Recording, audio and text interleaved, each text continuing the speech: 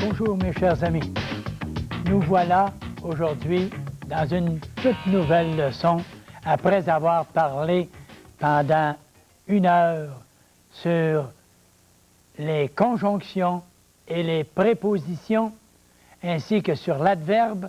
Alors aujourd'hui nous entreprendrons directement notre leçon sur ce que nous appellerons les fonctions. Alors, notre 24e leçon, il ne nous en reste que 15 ou 16. Alors, mettons-y le paquet, comme on dit, et ne négligeons pas, puisque la fonction d'un mot, c'est ce que fait le mot dans la phrase. Vous allez peut-être me dire ceci, Marcel, est-ce que ça ne sera pas une bonne chose? Est-ce que ça ne serait pas bon qu'on fasse plutôt des dictées que de faire de comprendre notre grammaire? Mais moi, je vais vous dire, à quoi va servir la dictée si nous voulons faire, avec une calculatrice, le total de toutes les fautes que nous aurons relevées dans la page que nous aurons écrite? Ça ne servirait à rien de faire une dictée si nous ne comprenons pas cet ensemble-là des notions qui sont les notions de nature de mots, les reconnaître les mots et la fonction des mots, également ce qu'ils font. Parce que s'ils sont des compléments, le verbe ne s'accordera pas de la même façon avec un complément, avec un autre complément ou encore avec un sujet, peu importe. Alors il faut bien voir quelles sont les fonctions des mots maintenant que nous avons parlé des 8 principales natures de mots.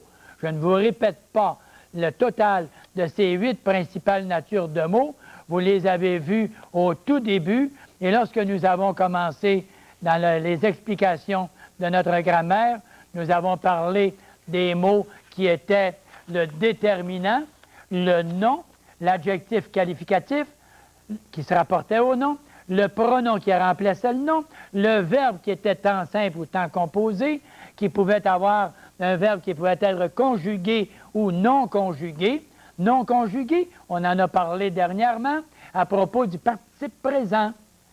Non conjugué, participe passé. Alors, ce sont l'infinitif, non conjugué. Et ensuite, nous avions l'adverbe, nous l'avons vu dernièrement, la préposition, un mot qui amène un complément, et la conjonction qui fait le joint entre un groupe de mots, un autre groupe de mots, les deux sont réunis par la conjonction. La jonction qui se fait avec ces deux mots-là, ou ces deux groupes de mots. Alors, comme nous avons vu maintenant ces natures-là, dans les 23 premières leçons, nous allons prendre quelques leçons pour parler de la fonction. Et la grammaire expliquée, rappelez-vous-le, elle est toujours disponible dans une librairie, aux éditions Beauchemin, avec son cahier d'exercice et son corrigé à la fin. Et qu'est-ce que j'avais dit à propos de ça? C'est que nous pouvons tout simplement faire une étude personnelle. Et vous allez me dire, est-ce que quelqu'un peut se servir de la grammaire et s'améliorer seul? Oui, oui, pour une raison, c'est que cette grammaire n'est pas comme les autres. Elle est différente dans le sens que j'explique la façon de comprendre et non pas l'énoncé d'un ensemble de règles. Et un ensemble de règles que je retrouve en me servant, bien entendu, je prends cette grammaire-ci, je vais aller à la table de matière à la fin, je vais aller à l'index et je vais aller chercher à l'index la règle qui va exister. Et si je m'en vais après ça à cette règle-là, je vais arriver ici, puis on va me donner une règle. Que pronom relatif s'applique à des personnes ou à des choses. Il peut être sujet, attribut, complément, etc. Exemple, fais ce que bon te semblera. C'est quand même l'explication. Nous avons la réponse complète. Mais il faut bien comprendre quand même l'énoncé de la règle qui nous est transmise. Alors, j'arrive avec ce qu'on appelle les fonctions. il y en a 6 fonctions et il y a surtout 4 fonctions importantes. 4 fonctions importantes, je les ai placées peut-être pas dans l'ordre des plus importantes, mais les 4 premières sont les plus importantes et les 2 dernières qu'on va voir immédiatement au tableau, nous allons tout de suite nous y rendre pour comprendre immédiatement ce que c'est que les fonctions d'un mot. Les fonctions d'un mot, c'est ce qu'il fait dans la phrase. Et c'est exactement la même chose que lorsque nous disons, par exemple, là, que mon père est policier. Mon père, c'est la nature de l'individu, il est mon père, le père d'un enfant. Donc, sa nature. Mais sa fonction dans la vie, il est policier. Alors, quand je parle d'un policier, je ne parle pas nécessairement de mon père. Mais quand je parle de mon père, je dis qu'il est comme fonction policier. Alors, les mots ont des natures, mais ils ont également des fonctions. Les fonctions, on peut retrouver la fonction sujet. Et c'est une des fonctions qu'on retrouve habituellement dans la phrase. Dans une phrase, nous avons habituellement ou pratiquement toujours un sujet. Vous avez également, le sujet, c'est celui qui va faire l'action, et c'est celui, le sujet, je le marque tout de suite, le sujet, celui, il fait l'action dans ce qu'on appelle la forme active. C'est important de bien reconnaître la forme active. Ah, là, par exemple, on va voir si vous vous souvenez.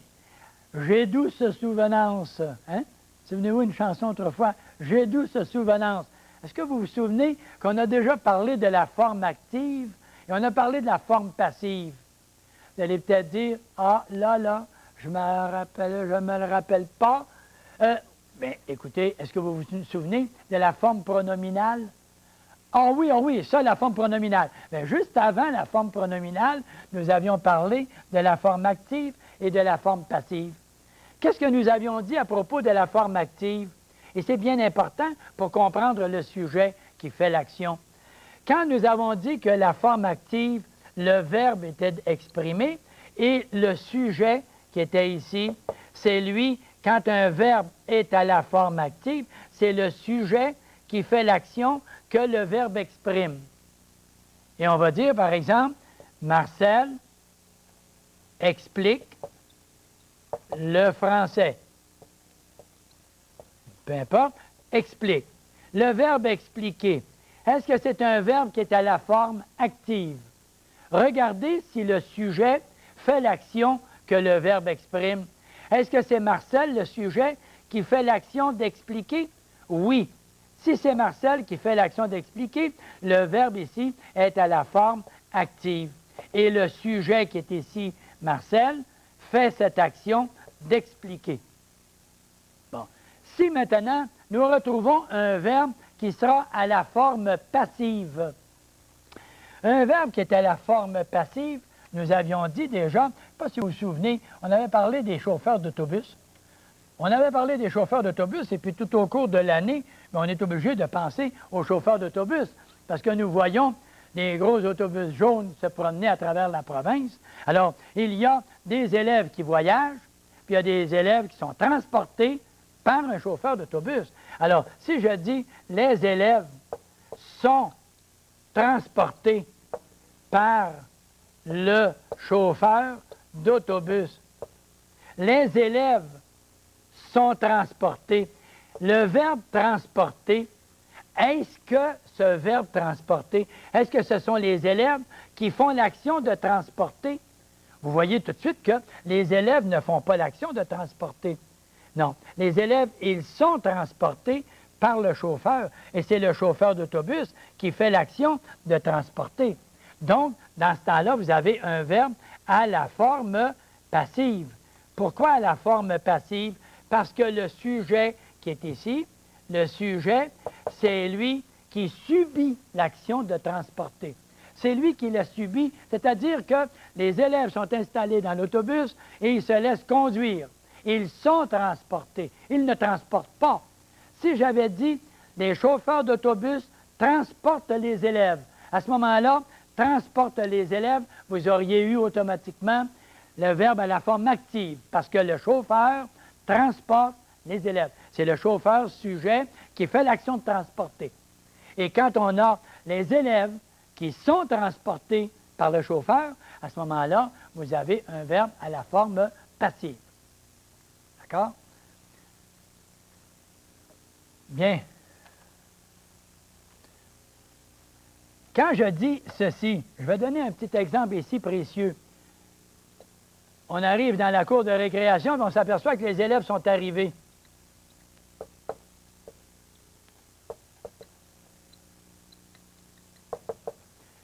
Sont arrivés.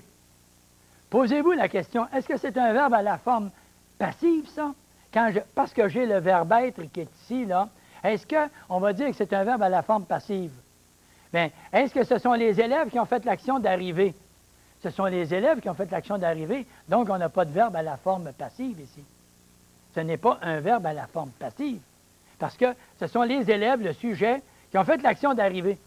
Ce sont eux qui ont fait l'action, et non pas sont arrivés. Il n'y a pas d'autre chose, là. Alors, ici, c'est un verbe qui n'est pas à la forme passive, mais à la forme active, parce que c'est le sujet qui a fait l'action de arriver. Automatiquement, vous avez un verbe à la forme active, même si vous avez, par exemple, ici, un verbe comme sont restés ou sont arrivés, sont partis. Les enfants sont partis pour la garderie ce matin. Est-ce que c'est les enfants qui ont fait l'action de partir? Oui. Donc, un verbe à la forme active et non pas à la forme passive. Vous remarquez, là. Alors, c'est différent à ce moment-là. Et quand on a maintenant le sujet qui fait l'action, on a aussi l'attribut. Et l'attribut, il faudrait bien comprendre qu'est-ce que signifie l'attribut d'un mot. Un attribut. D'abord, vous voyez, je vais préciser que ça veut dire c'est une attribution. Une attribution qui est faite à quelqu'un. Et quand on fait un attribut, on rend un hommage à quelqu'un. Et nous sommes là, on se tient et nous rendons hommage. Cher papa, et là, nous attribuons à papa des qualités. Alors, une attribution que nous faisons, ce sont des attributs que nous transmettons à papa. Tu as été gentil pour moi. Tu es dévoué pour moi. Alors, ce sont des attributs. Alors, attribut, regardez ici, une attribution, un attribut, une attribution. Bon. Maintenant, on va remarquer que quand c'est le verbe attribuer, faisons bien attention, attribuer, si on dit le verbe attribuer, je vais dire j'attribue à quelqu'un, j'attribue B-U-E. Et pourquoi je vais marquer un E et non pas j'attribue B-U-T? Pour quelle raison? Hein, on va dire comme disait l'autre, pourquoi? Pourquoi? Mais pourquoi? C'est qu'ici, c'est un verbe ici. Ce n'est pas un nom, une attribution. Ce n'est pas un nom, un attribut, une qualité. C'est le verbe attribuer. Mais qui l'a fait cette action d'attribuer? C'est je. Et le je qui est ici, il est à la première personne. Et le verbe attribuer, il va être à quelle personne lui aussi? Lui aussi, il va être à la première personne. Mais le verbe attribuer, rappelez-vous, mes amis, à la page 66, votre petit tableau, si on peut l'avoir, là, on va l'avoir comme ça, notre petit tableau de celui-ci, les verbes en ER. N'oubliez pas qu'il y en a 4000, là. Il y en a 4000 verbes en ER. S'il y a 4000 verbes en ER, on a des bonnes chances d'avoir des verbes en E. Le son E. Et c'est le verbe en ER avec la terminaison j'attribue avec un E, tu attribues avec un ES, il attribue avec un E. Et l'autre ici, DS, DSD. DSD. Et puis les derniers ici, tous les autres dans le milieu, S, S et T. Et notre petit tableau de la page 66, précieux comme le diable. Précieux comme le diable, celui-là. Hein? Alors, j'attribue, le verbe attribuer, donc c'est la différence de attribut BUT et attribut BUE. Alors, veuillez bien attention. Surtout les étudiants, quand vous parlez dans vos travaux et vos récitations de grammaire, vous avez des questions. Un attribut BUT, mais j'attribue à quelqu'un, j'attribue BUE. C'est le verbe attribuer.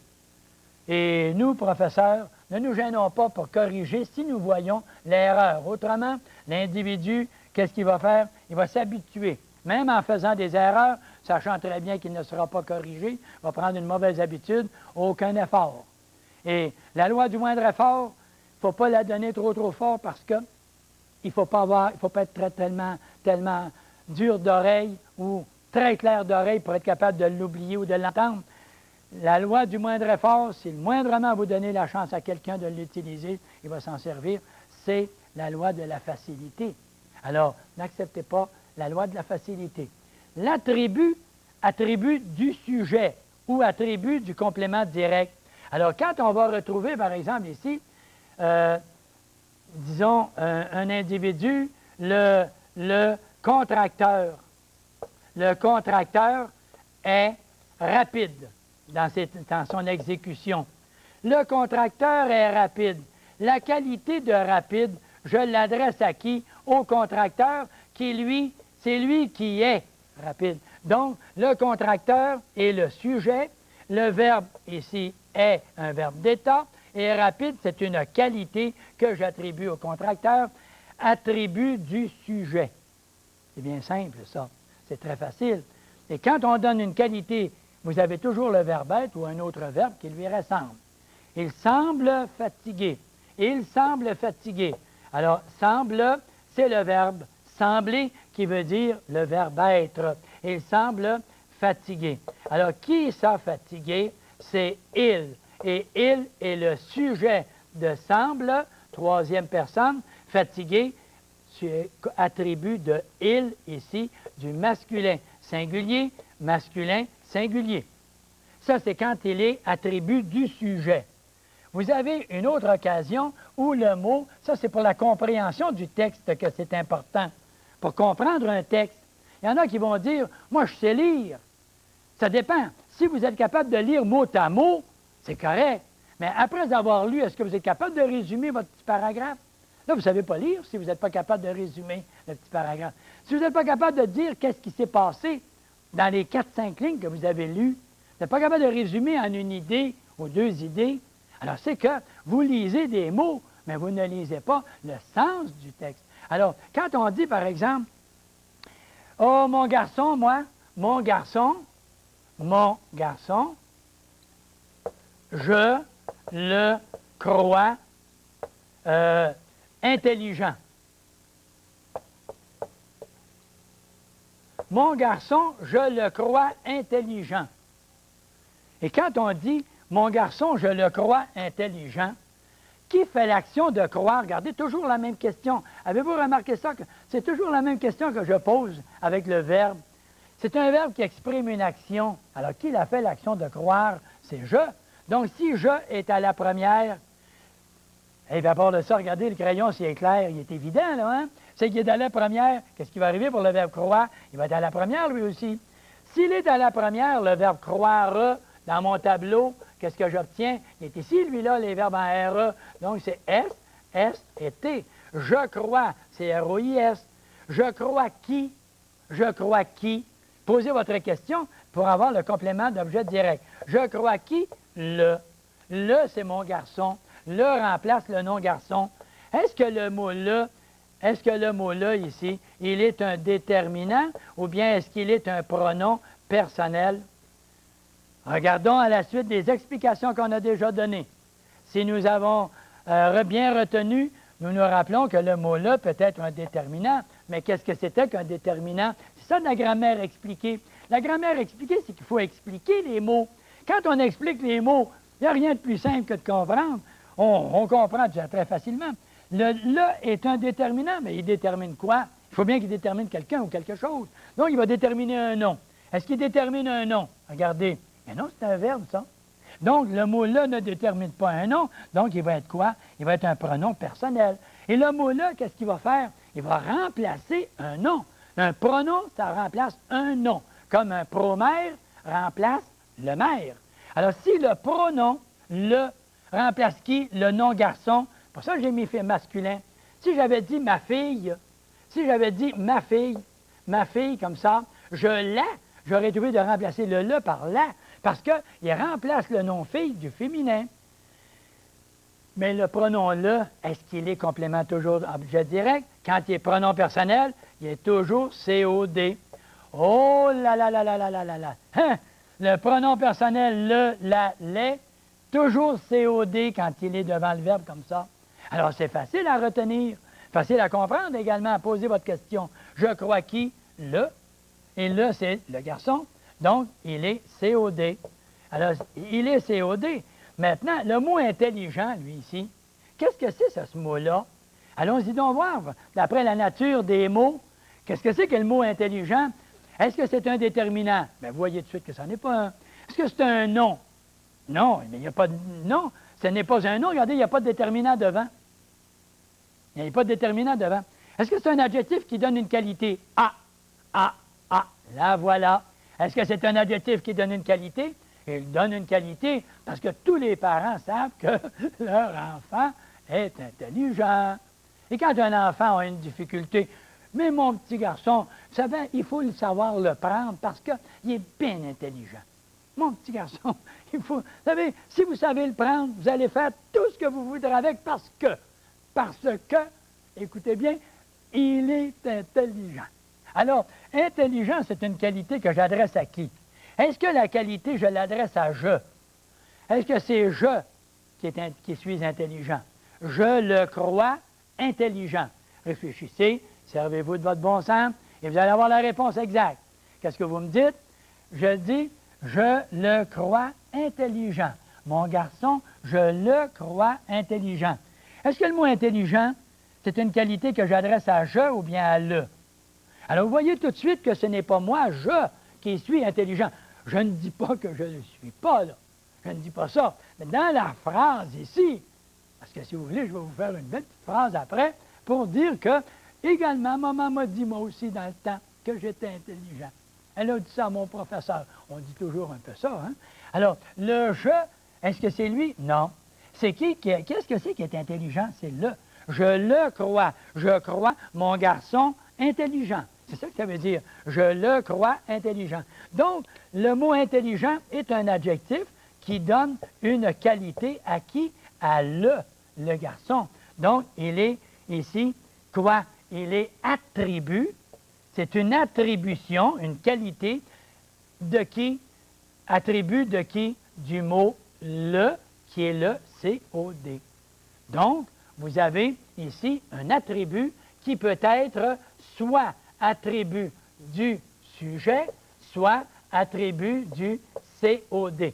Et c'est comme ça que, dans une compréhension de texte, vous allez arriver à être capable de maîtriser la compréhension de texte. Autrement, il y en a qui vont dire, moi, c'est ça que j'ai de la misère, moi. Moi, j'ai beaucoup de difficultés dans la compréhension de texte. Mais c'est que si on ne comprend pas la fonction des mots que nous utilisons, bien, inévitablement, votre compréhension de texte, vous allez lire un texte, on va poser 5-6 questions très précises, puis l'individu ne pourra pas répondre. Pourquoi? Il ne fait pas la relation des mots entre eux. Et c'est ça la fonction des mots, là. C'est d'établir une relation entre 2 ou 3 mots, ou plusieurs mots, ou une phrase, etc. Alors, c'est comme ça que nous maîtrisons, là, davantage notre compréhension de la grammaire. Le troisième ici, c'est le complément. Mais, allez-vous me dire, Marcel, vas-tu revenir sur l'explication du complément? On en a parlé à plusieurs reprises. Il a fallu en parler. Il a fallu en parler. C'est comme l'individu qui s'en va suivre un cours de mécanique. L'individu qui va suivre un cours de mécanique, est-ce qu'il est déjà entré dans une auto? Ben oui. Il faut bien qu'il soit entré dans une auto. Est-ce qu'il a levé le capot de l'auto? Ben oui, sûrement. Il a levé le capot de l'auto. Après avoir levé le capot de l'auto, il a tout regardé ça. Il a peut-être même travaillé un petit peu sur le carburateur. Oui, oui, il a peut-être travaillé sur ça. Mais est-ce que toutes ces notions sont comprises parce qu'il a déjà conduit l'auto? Pas du tout. Pas du tout. N'allez pas me demander, moi, tous les morceaux qu'il y a dans un moteur, là, comment on les appelle? Quel nom on leur donne? Je sais qu'il y a des courroies. Je sais qu'il y a un carburateur. Je sais qu'il y a un alternateur en quelque part. Mais n'allez pas trop me demander certaines choses un peu trop compliquées, là. Mais pourtant, je conduis une auto. mais je n'ai pas appliqué, je n'ai pas poursuivi mes connaissances sur la compréhension de toutes les pièces de. Alors, ici, un complément, ça sert à compléter la pensée que nous avons. Exemple, je vous dis ceci. Je regarde, et point, je m'arrête là. Si je vous dis je regarde, puis je ne vous dis pas qui, quoi, où, etc., je ne complète pas ma pensée, donc je n'ai pas de complément. C'est ça que ça veut dire. Et ça, je le répète de la même façon que l'année dernière. Pourquoi? Il y a une foule de personnes qui, à l'occasion, m'ont écrit, m'ont téléphoné et m'ont dit ceci. C'est formidable de voir que tu nous expliques tous les mots que tu utilises. Et c'est ça qui me plaît et qui me rend service. Et c'est pour ça que souvent, des personnes disaient, je demande à mon garçon, moi, de s'asseoir avec moi puis d'écouter le cours pendant que tu donnes le cours. Parce que ça lui rend service après ça en classe. Le cours, je le donne pour ça. C'est dans ce but-là qu'on donne le cours, là. Alors, le complément, c'est qu'on va compléter notre pensée. Alors, il va y avoir ce qu'on va appeler des compléments du verbe et des compléments du nom, complément de l'adjectif. On va avoir aussi le complément du pronom. On va peut-être avoir aussi même le complément de l'adverbe. Mais habituellement, on a ces trois-là là, qui sont les plus fréquents, surtout ces deux-là. Et puis je dirais même habituellement celui-là. On est parti de 4, 3, 2, et on s'en vient au plus important qui est le complément du verbe. Et qu'est-ce que c'est qu'un complément du verbe? Bien, c'est un mot qui complète un verbe. C'est tout simplement ça. Qu'est-ce que c'est qu'un imprimeur? C'est quelqu'un qui imprime, hein? Un rédacteur, quelqu'un qui fait une rédaction, qui rédige. C'est un scénariste, quelqu'un qui fait du scénario, quoi. Alors, qu'est-ce que c'est qu'un complément de verbe? C'est un mot qui va compléter le verbe. Il va le compléter de quelque façon, et on va les préciser tout de suite d'un coup comme ça. Complément du verbe, il va avoir le complément du complément d'objet direct, ou encore complément d'objet indirect. Complément de circonstance, et là, il va y en avoir une foule. Circonstances de temps, de lieu, de manière, etc. On peut en nommer plusieurs autres. Et ensuite, il y a complément d'attribution qu'on peut employer également. Complément d'attribution quand on attribue à quelqu'un quelque chose, quand on donne quelque chose. Et le dernier, complément d'agent. Et là, complément d'agent, c'est dans la forme passive. On en a parlé tantôt à propos des chauffeurs d'autobus. C'est eux autres qui agissaient. Ce sont eux qui agissaient dans la circonstance. Alors, ce sont eux qui conduisaient. Alors, complément du verbe, complément d'objet direct et indirect, complément de circonstance, complément d'attribution, complément d'agent. Et ces 4 sortes de compléments sont les plus fréquentes. C'est les 4 principales sortes de compléments. Quand est-ce que je vais appeler ça complément d'objet direct? C'est juste un petit rappel parce qu'on en a parlé à plusieurs reprises, avec le pronom relatif d'abord. Et quand on a un complément d'objet direct, c'est quand on pose la question qui ou quoi. La question qui ou la question quoi, on a automatiquement une question directe. Et un complément d'objet direct, c'est lorsque je pose la question de façon directe. Tandis qu'un complément d'objet indirect, c'est qu'on a un complément où on pose une question de façon indirecte. On ne pose pas la question directe. On va dire je suis fier. Non, je suis fier de quelqu'un. On va le voir dans le complément de l'adjectif. Alors, si je dis je pense à mes amis, je pense à qui, indirect. C'est un complément d'objet indirect. Je me souviens de toi. De qui? De toi, etc. Alors ça, c'est ce qu'on appelle complément d'objet direct, complément d'objet indirect. Mais pour le complément de circonstance, vous savez très, très bien que dans le complément de circonstance, il y a une circonstance de temps, une circonstance de lieu, de manière. On va dire, par exemple, de lieu, je voyage à Québec régulièrement. Je voyage où? À Québec.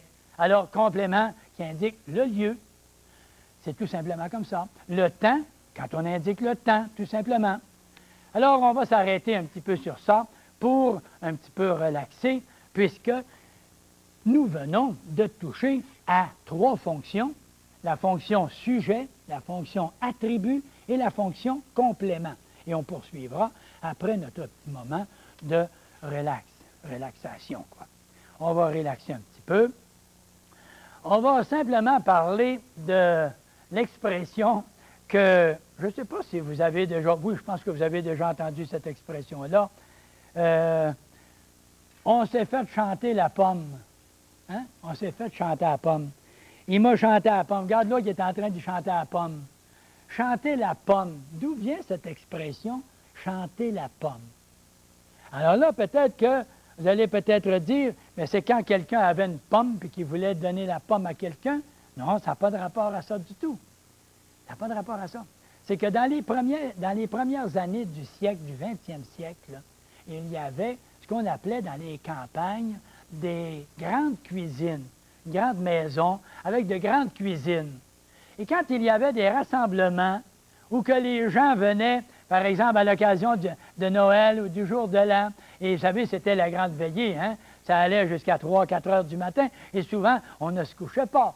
Alors, c'était, puis de temps en temps, quelqu'un sortait un petit peu dehors pour aller prendre l'air, pas parce qu'il faisait chaud, c'est parce qu'il avait chaud. Vous comprenez pourquoi? C'est que, hein, de temps en temps, un petit peu, hein, un petit verre de bière mominou, hein? Alors, c'était que l'individu allait faire son petit tour dehors, mais dans la grande cuisine, les gens dansaient.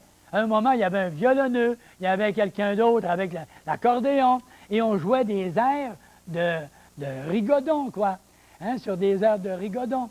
Et à ce moment-là, quand les gens dansaient, ils se tenaient la main comme ça, l'une à côté de l'autre. Et ils avaient ce qu'on appelait les paumes de la main. Et quand un garçon dansait avec une demoiselle, pour lui dire, mesdames, messieurs, là, mesdames là, de quelques années, là, vous vous souvenez peut-être de cette façon, quand les gens pressaient, il y avait quelqu'un qui pressait, le garçon pressait la main de sa fille, la fille avec laquelle il dansait, il pressait la paume de la main. Ça voulait dire ça, je te trouve très belle. J'aimerais que tu viennes jaser peut-être avec moi sur la galerie tantôt, parce qu'à l'intérieur, la surveillance était étroite. La surveillance était étroite, rappelez-vous, les années 30-40. Hein? Et alors, la maman était là, hein, pour surveiller la danse. Et quand on ne pouvait pas toujours dire ça, il y avait tellement de monde autour, le garçon pressait la main de la fille, et ça voulait dire ça, je te trouve gentille, viens faire un tour. Et si la fille était intéressée à lui dire un oui, bien plutôt que de le lui dire, pour pas que les autres comprennent, elle remettait la monnaie de la pièce. Elle pressait, elle aussi, sur la paume de la main. Et elle se faisait chanter la paume.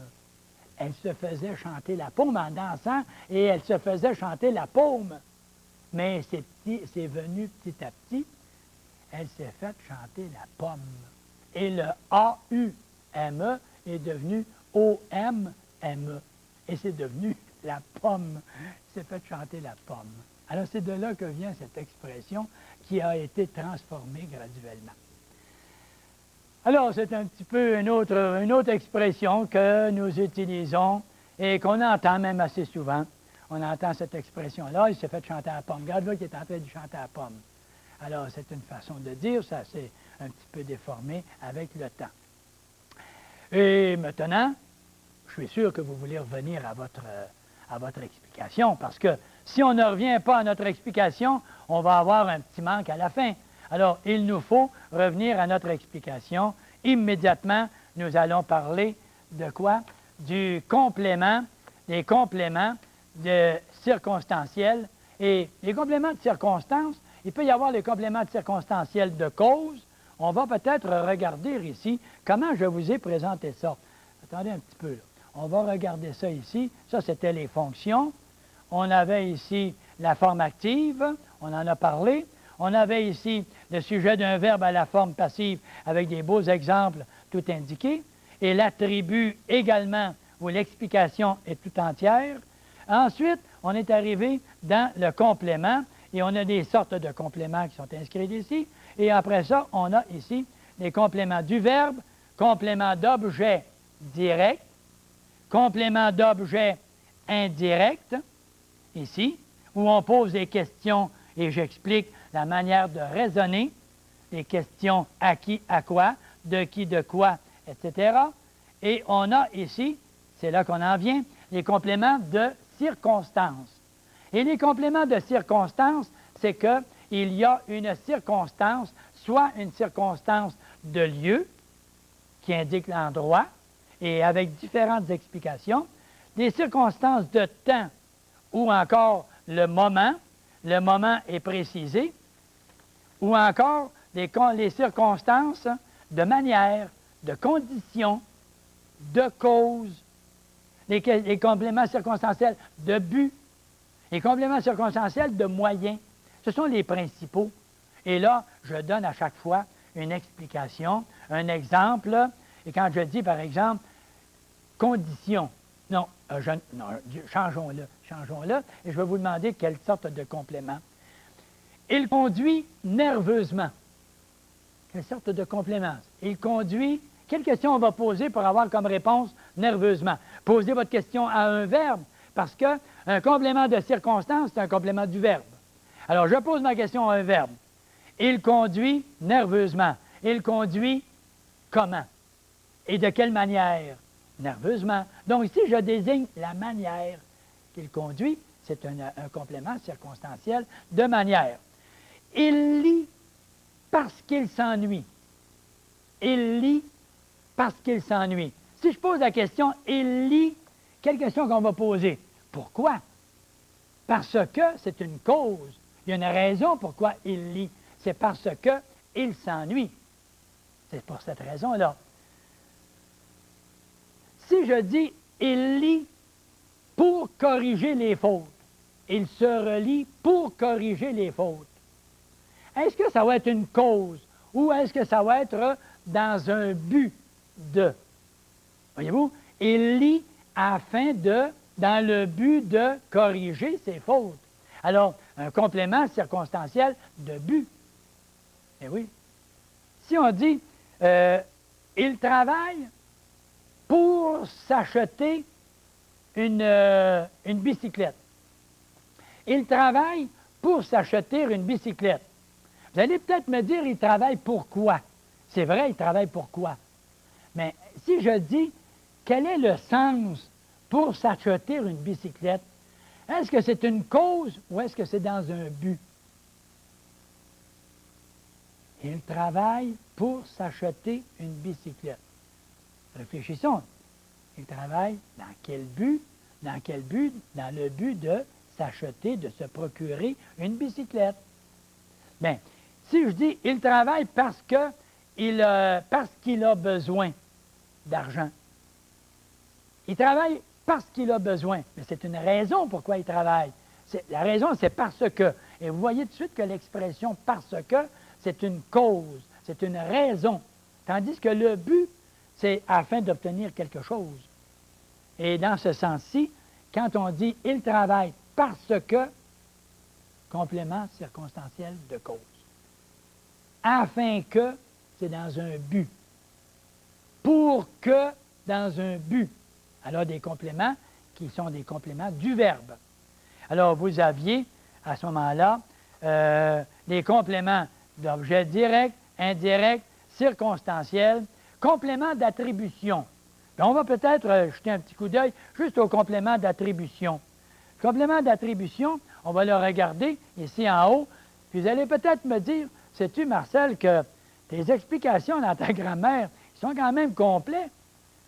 Elles sont complètes, ces explications-là, parce qu'un complément d'attribution, sais-tu que j'avais jamais pensé à ça, moi? Bien, moi, je vais vous dire, moi aussi, jusqu'à un certain âge, je ne pensais pas à ça. J'avais tendance à dire que c'était un complément d'objet indirect. Non. Quand on dit qu'on donne un conseil, par exemple, on donne l'exemple ici, je donne un conseil à François. Quand je dis je donne un conseil, bien, je donne quoi? Je donne un conseil. C'est vrai. Le mot conseil est le complément direct. Mais à qui? À François. Alors, qui le reçoit, ce conseil-là? C'est François. Et si c'est François, par le fait même, c'est un complément d'attribution, c'est-à-dire que c'est à lui qu'on a attribué le conseil. Le conseil a été donné à qui? À François. Donc, j'ai attribué à François complément circonstanciel d'attribution. Et c'est comme ça qu'on comprend nos compléments, mes amis. C'est aussi simple que ça. Les compléments, ne nous mêlons pas sur les mots que nous utilisons. Les mots que nous utilisons sont bien, bien simples. Très simples, mais regardons-les tout simplement comme ça, et puis disons-nous, compliquons-nous, ne nous compliquons pas la vie. Ne nous la compliquons pas, cette vie-là. Elle vaut d'être vécue, mais il ne faut pas la rendre compliquée. Il ne faut pas la rendre compliquée du tout. Le dernier, complément circonstanciel, après ça, le complément d'agent. Et le complément d'agent, j'en ai parlé à quelques reprises. Vous verrez dans la grammaire qu'est-ce qu'il y en est, c'est que c'est celui qui agit. Alors, on avait dit, par exemple, on avait dit à ce sujet-là, et je vais enlever cette partie-ci maintenant, puisque, à l'occasion, on n'aura pas besoin de ceci. On va se rétrécir un peu, et vous allez avoir plus de clarté et de facilité à lire le texte. Parce que mon tableau est peut-être un peu plus petit que celui de l'an dernier. Mais quand même, il y a suffisamment d'espace pour contenir toutes les explications que je veux vous transmettre. Alors, le complément d'agent, bien, c'est celui qui agit. C'est tout simplement ça. Hein? La souris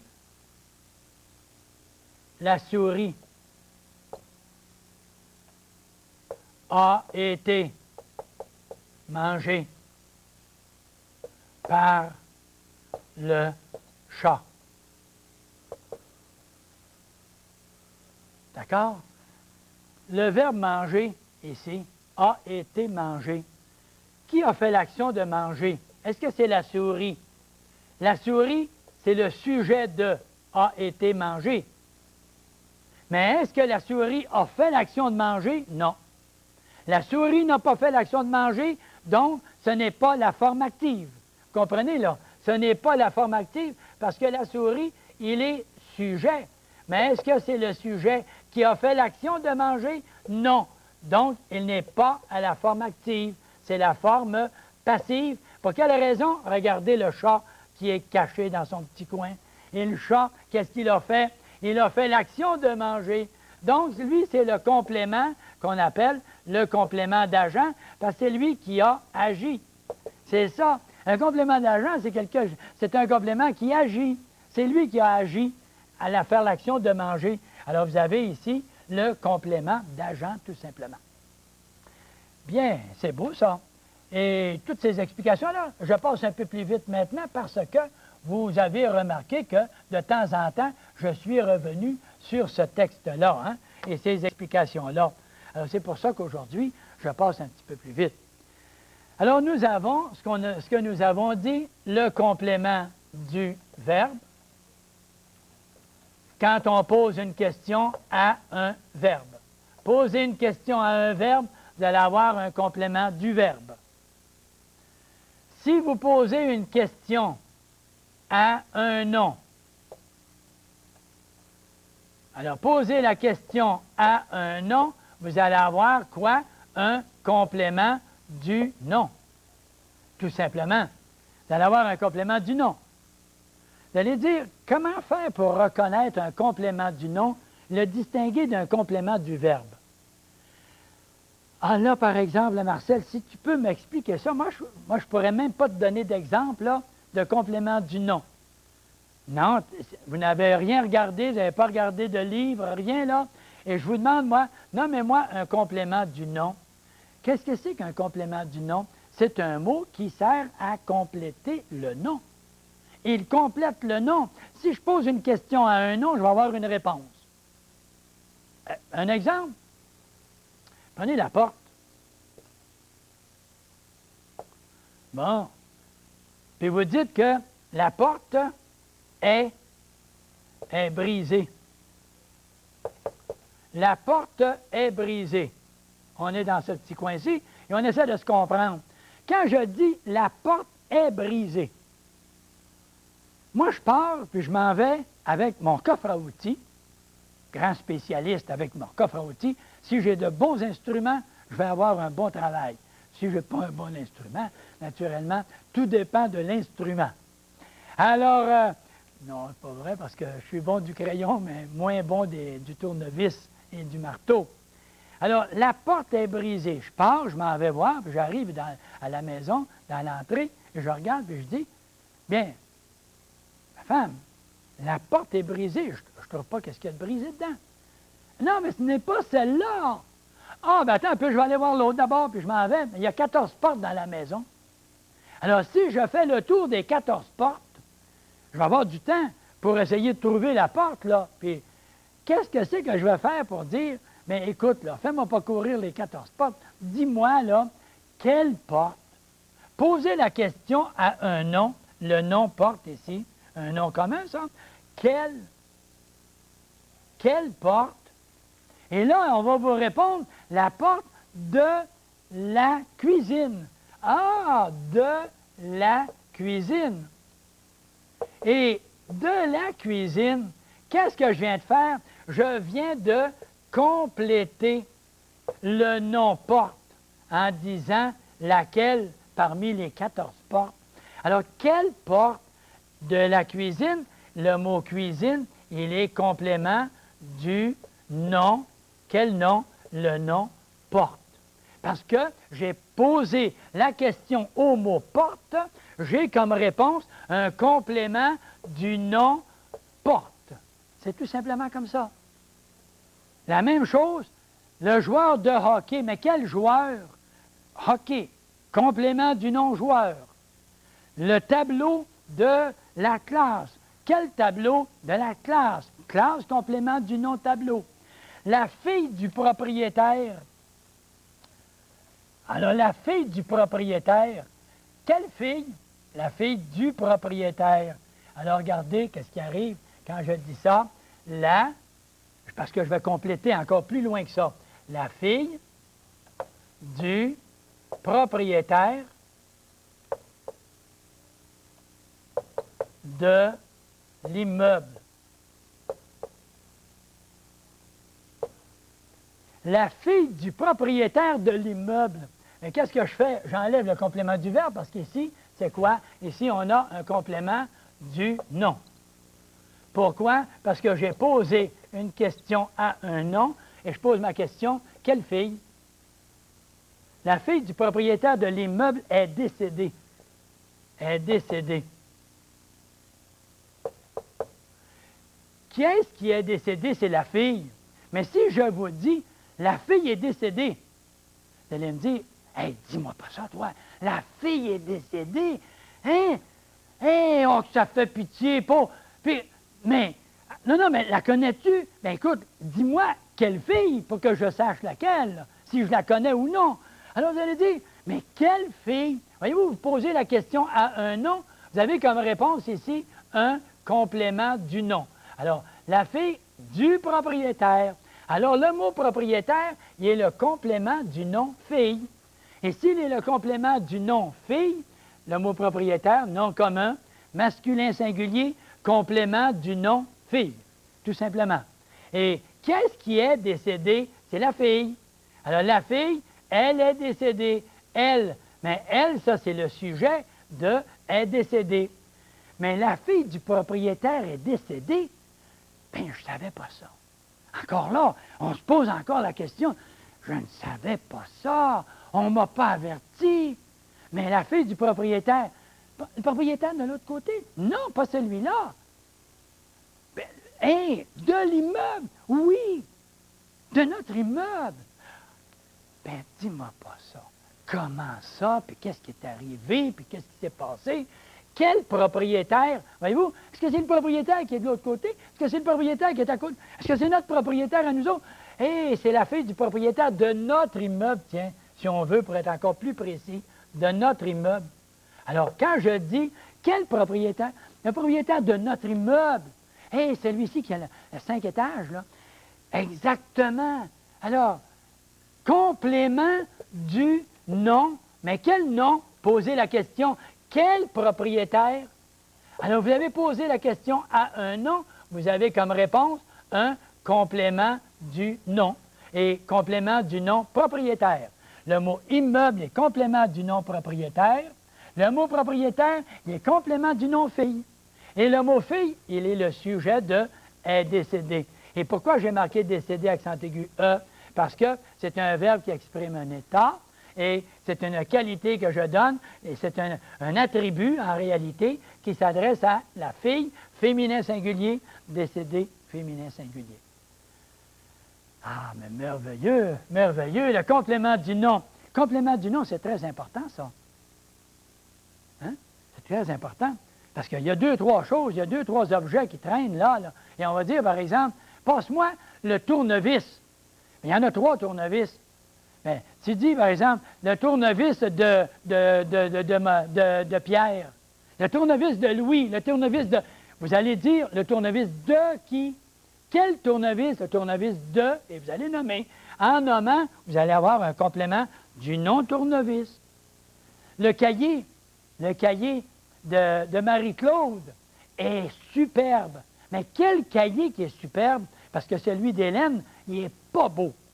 Il est vraiment pas beau. Mais le cahier de Marie-Claude, quel cahier de Marie-Claude? Quand je complète le mot Marie-Claude, je complète le nom cahier. Et en complétant le nom cahier, automatiquement, j'ai un complément du nom. Ben oui. Et c'est comme ça qu'on comprend nos compléments du nom. Et on a tout juste le temps de préciser maintenant le complément de l'adjectif. Et je m'en vais tout simplement donner un petit exemple à propos de l'adjectif. On va dire, par exemple, Jacques. Jacques, on va en nommer plusieurs. On aurait pu dire Jacqueline aussi. Tiens, on va dire Jacqueline. Jacqueline. Allons-y avec Jacqueline cette fois-ci. Jacqueline est fière. Regardez la différence entre Jacqueline est fière, puis Jacqueline est fière de moi. Jacqueline, ça, c'est l'institutrice, ça. Vous n'êtes pas au courant? Je vous en informe, là. Je vous informe. Vous pouvez mettre n'importe quel nom, j'en ai mis un, moi. Jacqueline est fière. Et la fille, la jeune fille ou le garçon arrive à la maison, puis ils disent à leur papa ou leur maman, « Maman, comment t'appelles ton institutrice? » Elle a dit, « Elle s'appelle Jacqueline. » « Ah, Jacqueline, ah oui, Jacqueline est fière, tu sais, maman. » Jacqueline est fière. Qu'est-ce que ça veut dire quand on dit Jacqueline est fière?